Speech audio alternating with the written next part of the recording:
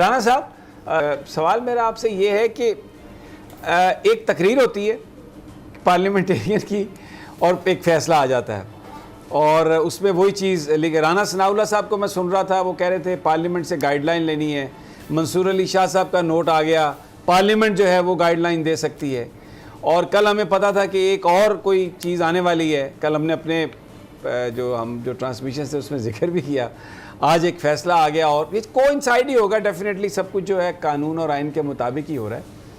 मेरा सवाल आपसे ये है कि आप लोग तो जो इलेक्टेड ऑफिस बेरर्स हैं मुख्तलिफ बार्स के, एक बड़ी प्रॉब्लम में है, इसलिए कि पाकिस्तान बार काउंसिल मुझे थोड़ा सा, जो लाहौर हाई कोर्ट बार है, सुप्रीम कोर्ट बार है, इनसे थोड़ा मुख्तलिफ उसका स्टांस है।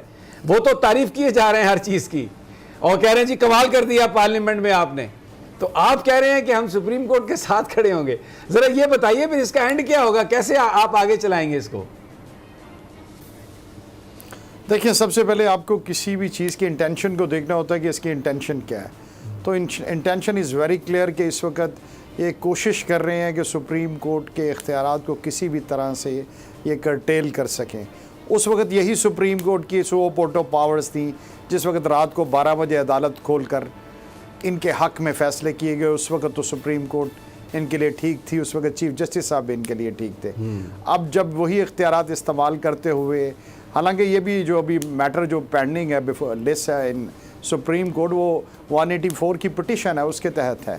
तो इस तरह के बिल्कुल अबू ज़र भाई बिल्कुल ठीक कह रहे थे कि इस तरह की जो प्रोसीजर्स के ज़रिए आइन की जो शिकें उनके साथ ये कोशिश कर रहे हैं मजाक करने की, इसकी हम इंशाल्लाह इस तरह का कोई भी एक्ट है उसकी बिल्कुल बार एसोसिएशंस भी इजाज़त नहीं देंगी, लाहौर बार भी इसकी इजाज़त नहीं देगी और इंशाल्लाह ये सुप्रीम कोर्ट या हाई कोर्ट में ये चीज़ें बिल्कुल चैलेंज होकर स्ट्राइक डाउन भी होंगी। सबसे ज़रूरी बात तो ये है ना, हर बंदा यही जानना चाहता है। चीज़ें तो चल रही हैं, आज भी देखें कैंपेन्स तो हो रही हैं जजेस के खिलाफ। देखिए, मैं आपको बड़ा क्लियर कर दूं, हम किसी भी पॉलिटिकल पार्टी की हमारी एक बार काउंसिल की तरह कतन बी टीम नहीं है। हमारी बार एसोसिएशंस जो हैं, हमारी लीगल फ्रेटर्निटी जो है, उसके अपने इंडिपेंडेंट डिसीजंस हैं। मगर हमने आईने पाकिस्तान के साथ खड़े हैं और आईने पाकिस्तान के रास्ते में कोई भी रुकावट बनेगा तो हम बिल्कुल जुडिशरी के साथ खड़े हों। ठीक हो गया। तो नजर आ रहा है सामने लिखा हुआ है जुल्म मिटने के लिए दो चीजों से मिटेगा भाई। एक, अदल की कुर्सी पे जो लोग बैठते हैं ना, वो अदल के हिसाब से फैसले करने लगे। दूसरा, कौम निकल खड़ी हो जुल्म के खिलाफ, तो जुल्म खत्म हो जाएगा। या इन दोनों में से कोई एक चीज हो जाए या दोनों हो जाए।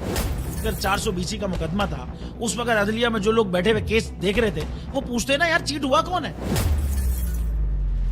जब उनको दिखता कोई चीट नहीं हुआ, केस खत्म कर देते। तो जालिम जुल्म कर ही नहीं पाता। 9 जजेस ने नोट बिफोर किया मेरे केस को, यार 1.5 साल चला। शख्सी जमानत का केस, सेम केस इस्लामाबाद में कर दिया। एक ही इल्जाम पे 2 केस हो नहीं सकते भाई। मतलब 60 दिन का वक्त होता है, 102 दिन के बाद मैं जीत गया, केस बरी हो गया, 102 दिन के बाद अपील फाइल की, एक्सेप्ट कर ली। नहीं करते ना एक्सेप्ट, खत्म हो जाता ना जुल्म यार। भरी अदालत में मुझे बरी कर दिया, फिर पता नहीं क्या हुआ, 2.5 घंटे बाद का नोट बिफोर, मैं नहीं सुनता ये केस। खड़े रहते अपने फैसले पे, मिट जाता जुल्म। अल्लाह ताला ने बिठाया इन कुर्सियों पे इनको यार, ये अल्लाह ताला की तरफ से फैसले करने हैं। तो या तो ये फैसले आएंगे, जुल्म मिट जाएगा, या कौम खड़ी हो जाएगी जुल्म के खिलाफ।